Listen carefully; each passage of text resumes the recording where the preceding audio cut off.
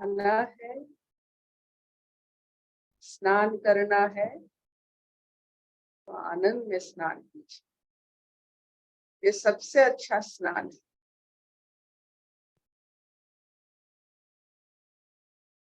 तो आज सुनते हैं स्वागता जी से नचिकेता की कथा। हरिओम। हरिओम अर्पिता। आज पढ़ेंगे कठोपनिषद द्वितीय अध्याय द्वितीय वल्ली का द्वितीय श्लोक।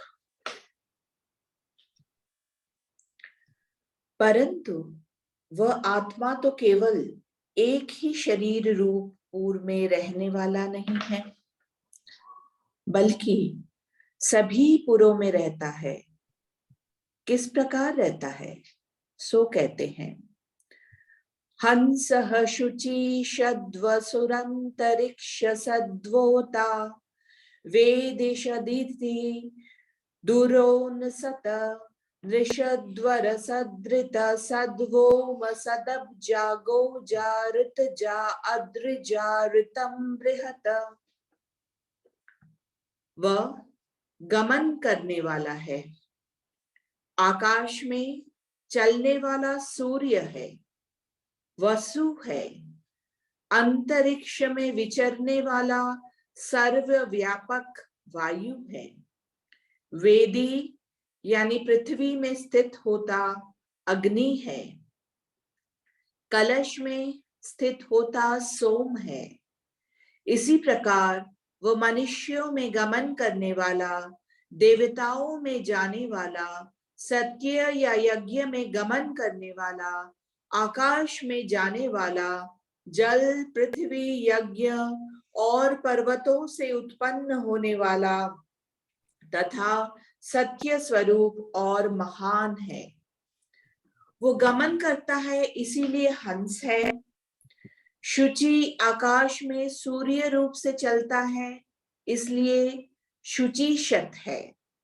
सबको व्याप्त करता है इसीलिए वसु है। वायु रूप से आकाश में चलता है इसीलिए अंतरिक्ष सत है। अग्नि ही होता है, इस श्रुति के अनुसार होता अग्नि को कहते हैं। वेदी पृथ्वी में गमन करता है अतः वेदीशद है। जैसा कि यह वेदी पृथ्वी यज्ञ भूमि का उत्कृष्ट मध्य मार्ग है इत्यादि मंत्र वर्ण से प्रमाणित होता है। यह अतिथि सोम होकर दुरोण कलश में स्थित होता है इसीलिए दुरोण सत है। अथवा ब्राह्मण अतिथि रूप से दुरोण यानी घरों में रहता है इसलिए वही अतिथि दुरोण सत है। वह मनुष्यों में जाता है इसलिए नृषत है। वर देवताओं में जाता है इसीलिए वरसत है। ऋत सत्य अथवा यज्ञ को कहते हैं, उसमें गमन करता है इसीलिए ऋतसत है। व्योम आकाश में चलता है इसीलिए व्योम सत है। अप जल में शंख सीपी और मकर आदि रूपों से उत्पन्न होता है इसलिए अब्जा है। गो पृथ्वी में व्रीहि यवादि रूप से उत्पन्न होता है इसीलिए गोजा है। ऋत यज्ञांग रूप से उत्पन्न होता है इसलिए ऋतजा है। नदी आदि रूप से अद्रि पर्वतों से उत्पन्न होता है इसलिए अद्रिजा है। इस प्रकार सर्वात्मा होकर भी वह ऋत अवित स्थवस अवित स्वभाव ही है तथा सबका कारण होने से वृहत महान है। असौ व अद्वितीय हंस इत्यादि ब्राह्मण मंत्र के अनुसार यदि इस मंत्र से आदित्य का ही वर्णना किया गया हो तो भी आदित्य इस चराचर के आत्मा स्वरूप है। ऐसा अंगीकृत होने के कारण इसका उस ब्राह्मण ग्रंथ की व्याख्या से भी अविरोध भी है। अतः इस मंत्र का तात्पर्य यही है कि जगत का एक ही सर्वव्यापक आत्मा है, आत्माओं में भेद नहीं है। हरिओम।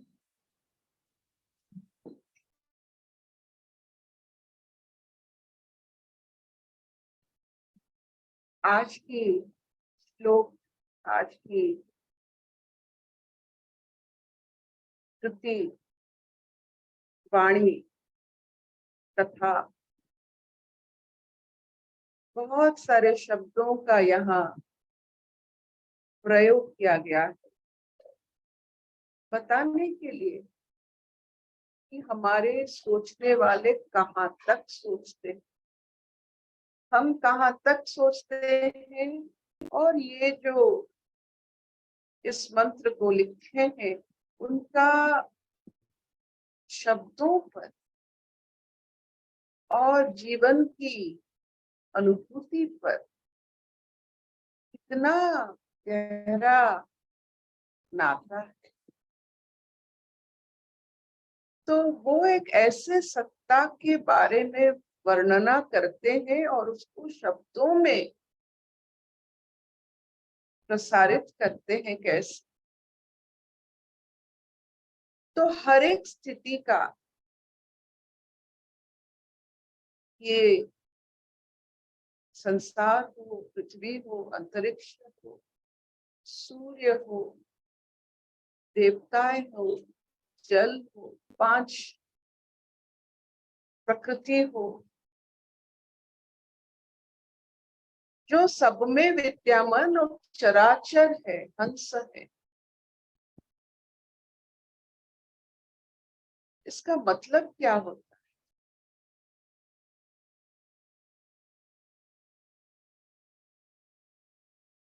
जो हर समय बहता है, कोई भी रूप ले सकता है कहीं भी, लेकिन एक बात निश्चित है, इस सत्ता में अंधकार अज्ञान नहीं होता। जो सत्ता देवताओं के साथ जाकर मिल बैठ कर आता है, वो सत्ता के बारे में यहाँ बताया गया। तो हमारे जो स्थिति है, एक शारीरिक स्थिति है, मानसिक स्थिति है, इसमें हम देवताओं से मिल बैठकर बात नहीं कर पाते हैं। जो स्थिति में देवताओं के साथ घुल मिल लेते हैं, वो स्थिति, वो अवस्था, वो अपना सूक्ष्म जो भी कहो, एक अंश जरूर हम में है जो देवताओं से बात करता है और कर सकता है। तो ये जो अंश चारों तरफ है, जिसका कोई विपरीत नहीं है। आत्मा का एक ऐसा शब्द है, उसका विपरीत क्या है? ब्रह्म का विपरीत क्या है? देवताओं का असुर हो सकते हैं, लेकिन ब्रह्म का विपरीत क्या है? एक ऐसा तत्व जिसका कोई द्वंद नहीं कर सकता है, जिसके सामने कोई खड़ा नहीं हो सकता है, जिसका विपरीत ही नहीं हो सकता है। एक ऐसा स्थिति, एक ऐसा जिसका कभी there can be no shadow out of it.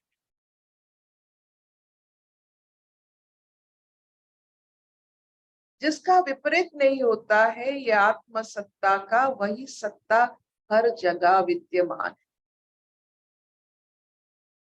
तो आप अगर जगत गुरु बनना चाहते हो, सर्व ज्ञाता बनना चाहते हो, तो आत्म भाव में आ जाओ। आप चारों तरफ हो, सबके अंदर में आप ही रहोगे, सबके बारे में आपको सब कुछ पता चल जाएगा। कोई आपको बोलने के लिए कोई आपको बोलेगा नहीं। आप अपने आत्म भाव में रहने से सबके बारे में सब कुछ, सबका ज्ञाता बन जाओगे। और इस भाव में सबसे बड़ी बात है, देवताओं के साथ जाकर चाय पी के आओगे। You will have meetings with निर्दिष्टता। इसीलिए बार बार अग्नि, व्योम, जल, इसके बारे में कहा गया है। ये सब देवताएं हैं जो आत्म भाव में रहते हैं और रहने की स्थिति जानते हैं, चारों तरफ विद्यमान है, हंस है। अपना आकार बदलता हुए देखते हुए उनको कोई विकार नहीं होता है। और यही अवस्था, जैसे जल को, निर्वाहित जल को पत्थर राह दिखाता है, आत्म भाव को देवताएं राह दिखाते हैं। अब अभी मनुष्य से पाला पड़ रहा है क्योंकि हम देहधारी शरीरधारी है। शरीरों के साथ गुरु हिसाब से हमें पाला पड़ रहा है। आत्म भाव से देवताओं के साथ पाला पड़ेगा। वो हमें रास्ता दिखाए। तो एक ऋषि जो अनगिनत समय अग्नि के सामने बैठा रहता है, वो क्या पागल है? जो होम करके अग्नि को देख रहा है, वो क्या पागल है? तो इन देवताओं के साथ जो मिलते हैं, उस अवस्था में मिलते हैं जो अग्नि को समझ सके। देखिए, ये 5 भूत जो है वो सब देवताएं हैं। वो बातें नहीं करते हैं, लेकिन समुचित शिक्षा देकर हमारा रास्ता निर्धारण करते हैं। तो जल से बातें करने वाले, वायु से बातें करने वाले और समझने वाले हमारे ऋषि मुनि मूर्ख नहीं थे। वो इन देवताओं के साथ मिलकर अपने गति और संसार के गति को नियंत्रण करते।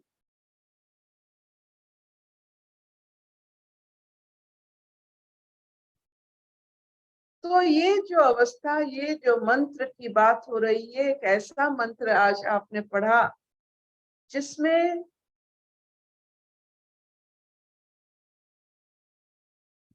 शरीर तो हम अपने आप को देख लेते हैं बार बार, इसलिए हम अपने आप को शरीर मान लेते हैं। लेकिन ये मंत्र बार बार उच्चारण करने से और सुनने से अपने आप को आत्म भाव में हम देख सकते हैं और चारों ओर विद्यमान हो सकते हैं और देवताओं के साथ समय बिता सकते हैं। हमें कोई फर्क नहीं पड़ता है वो राजा है या वायु है। हमें कोई फर्क नहीं पड़ता है कि आपके घर में कोई अपना है या ये अग्नि है। कोई फर्क नहीं पड़ता। जो देवताओं के साथ समय बिताते हैं और एक संबंध बनाते हैं, वो सबके अंदर में 5 भूत में बनने वाला हर एक प्राणी को समझ लेते हैं। वो सद्गुरु भी होते हैं, जगत गुरु भी होते हैं, महर्षि भी होते हैं, ब्रह्मर्षि भी होते हैं।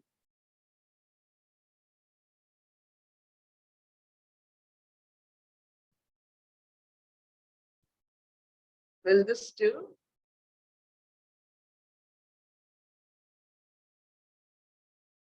कुछ मिला आपको आज? हमारे ऋषि मुनि मूर्ख नहीं थे।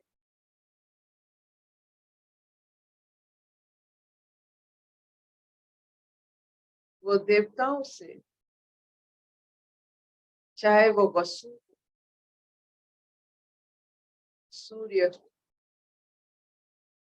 अग्नि हो, देखिए किन किन के साथ वो नाता जोड़ सकते हैं अपने आत्म भाव से, हंस भाव से।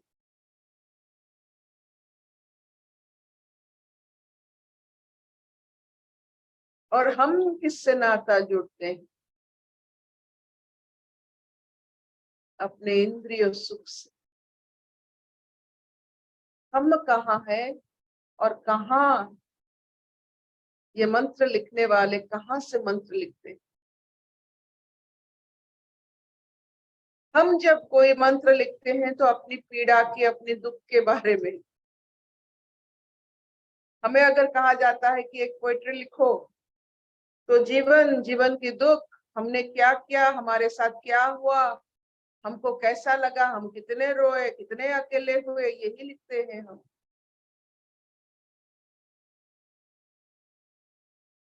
और कभी कभी ईश्वर का नाम लेकर फ्लशिंग सिस्टम के हिसाब से दुख दूर करने के लिए ईश्वर की अपने जीवन में आविर्भाव करते हैं। जैसे ईश्वर एक फ्लशिंग सिस्टम है, हमारा दुख दूर करे। अरे यही काम है उनका क्या? म्युनिसिपैलिटी में वो काम करते हैं क्या?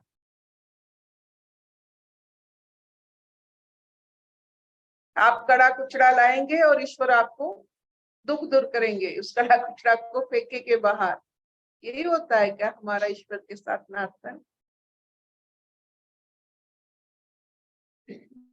कड़ा कुचड़ा फेंकने के लिए हम ईश्वर को बुलाते हैं हर दिन, हर समय, हर पल।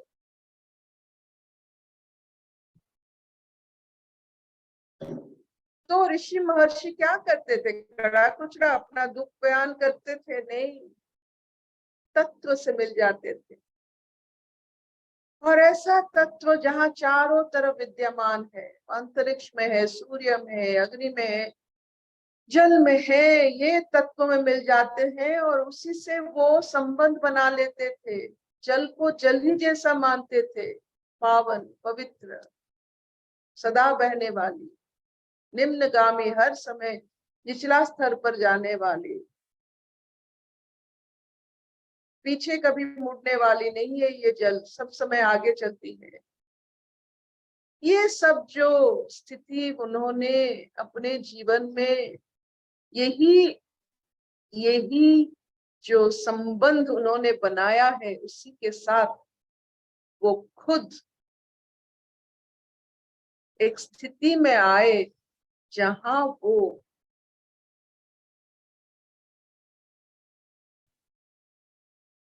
कोई भी द्वंद्वमय अवस्था में नहीं रहे। एक ऐसा स्थिति जहां कोई विपरीत नहीं है, वही आत्म भाव है।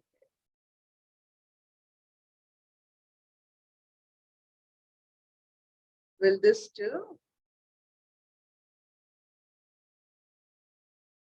तो अपने इंद्रियों के साथ मिलकर बदमाशी करके घर में जैसे बच्चे घर को बहुत यहाँ वहां चीज फेंकते हैं और पिता माता आकर उसे ठीक ठाक रखते हैं, फिर समझाते हैं ऐसा मत करो। वैसा ही है, जो माइक्रोकॉस्मस में होता है वो मैक्रोकॉस्मस में होता है। हमारे घर में जो कुछ होता है वही ब्रह्मांड में होता है। बाहर से कोई प्राकृतिक लॉ नहीं होता है। जो ब्रह्मांड का लॉ है वही अपने घर में, अपने शरीर में, ये लॉ हर हर जगह विद्यमान है।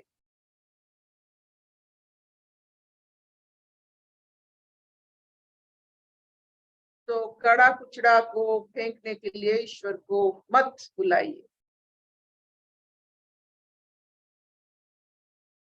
उनके साथ बातें करने के लिए, संबंध करने के लिए, प्यार करने के लिए, जो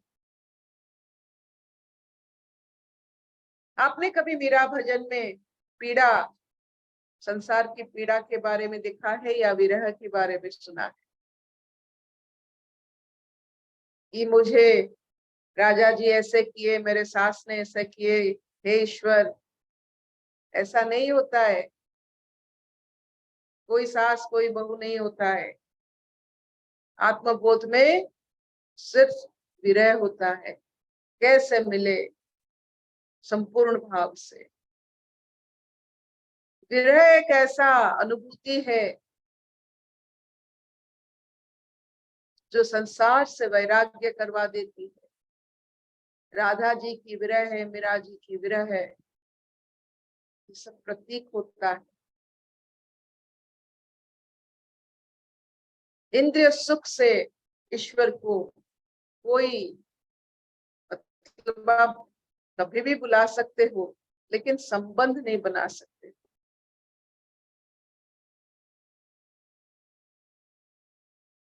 शबननी चलिबो? बढ़िया हम्म? बढ़िया बढ़िया। मधुराष्टकम। अधरम मधुरम वदनम मधुरम नयनम मधुरम हसितम मधुरम हृदयम मधुरम गमनम मधुरम मधुराधिपतेरखिलम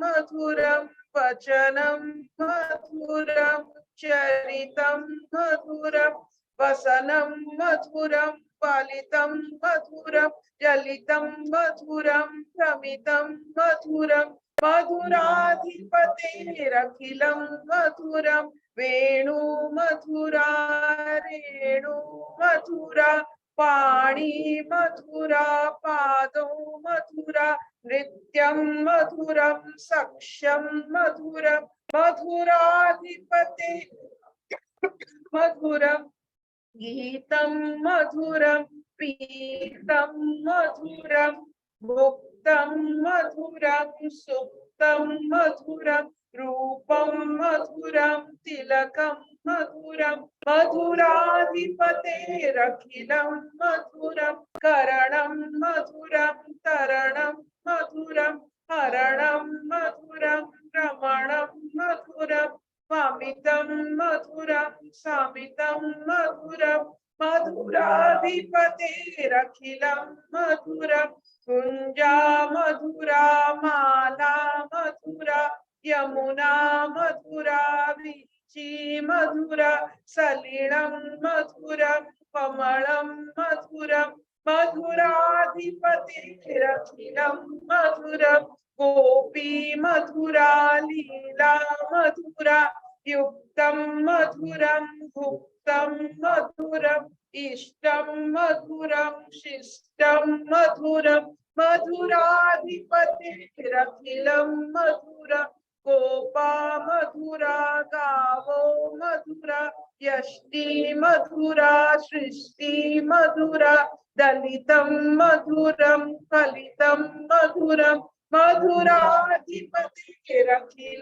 मधुरम। इसलिए हमने इससे आज आपके सामने ये मधुराष्टकम की बात कही, क्योंकि मधुरम से ही संबंध बनता है ईश्वर से। मधुर संपर्क, मधुरता को समझिए जीवन में। जिसके जीवन में मधुरता है वो ईश्वर की संबंधी है।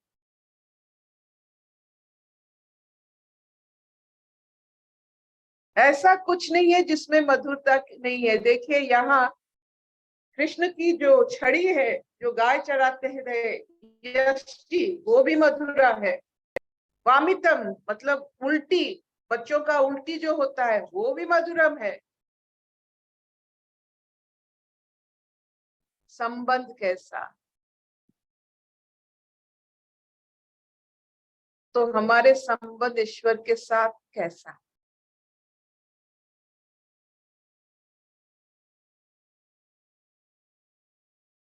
कोई प्रश्न, कोई उत्तर, कोई विशेष टिप्पणी, कोई आनंद?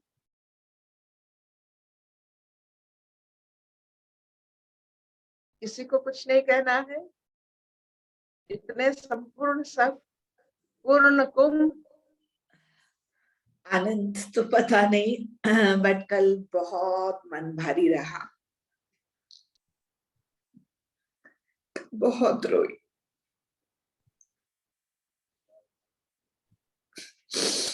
रात भर रोई।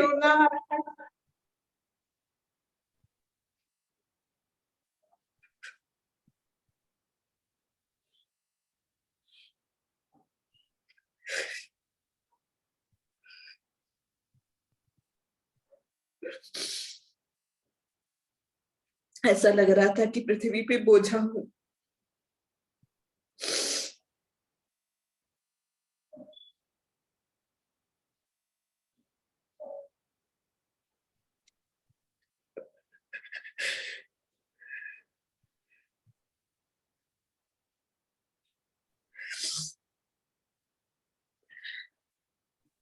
आज अभी आपने बोला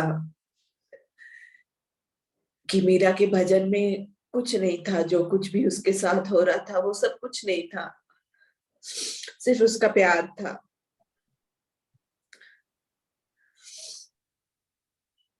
हमारा प्यार कब आएगा?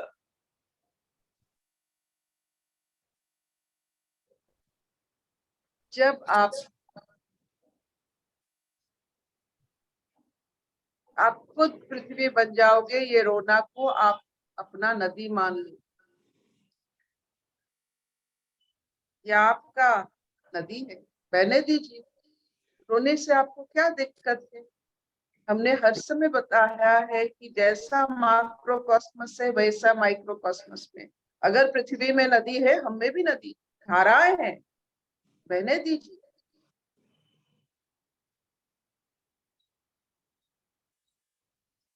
बहने दीजिए, इसमें कोई जो कहते हैं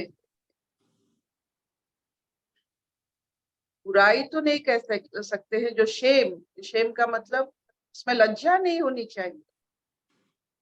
अपने खून को पानी बनाकर हम छोड़ रहे हैं बाहर, इसमें लज्जा क्या है? रोने दीजिए। भारी लग रहा है, पृथ्वी पर ममता कीजिए। आहिस्ता अपना पैर रखिए पृथ्वी पर।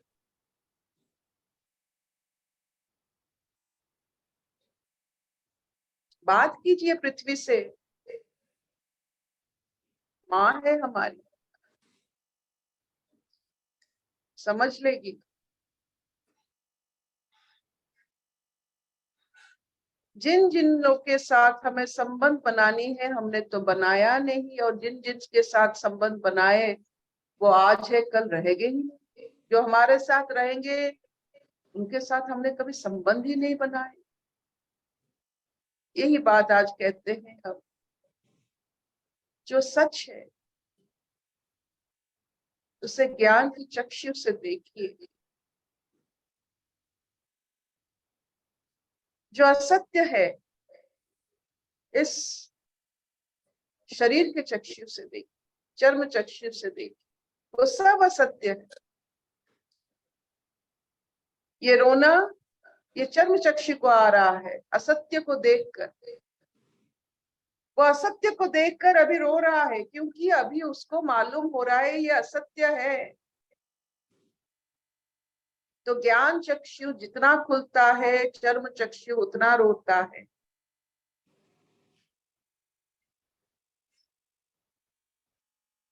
तो कभी अपने कल और आज में कभी आप हिसाब मत कीजिएगा।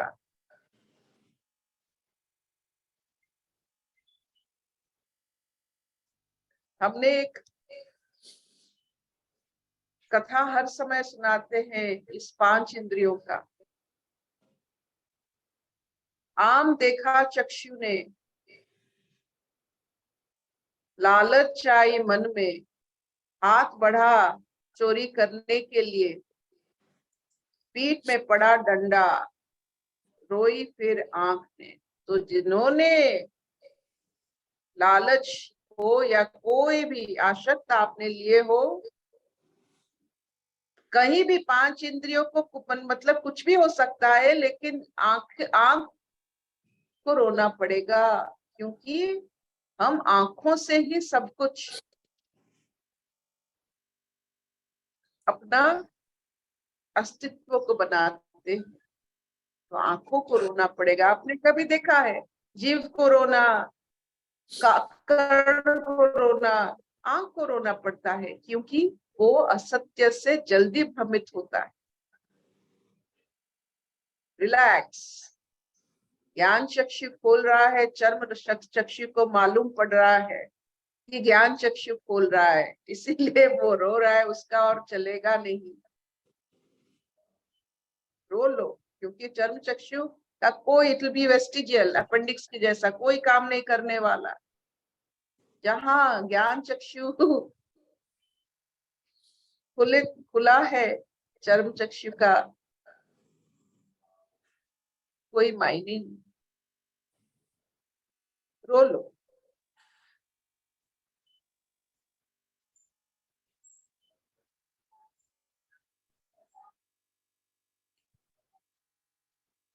will this do?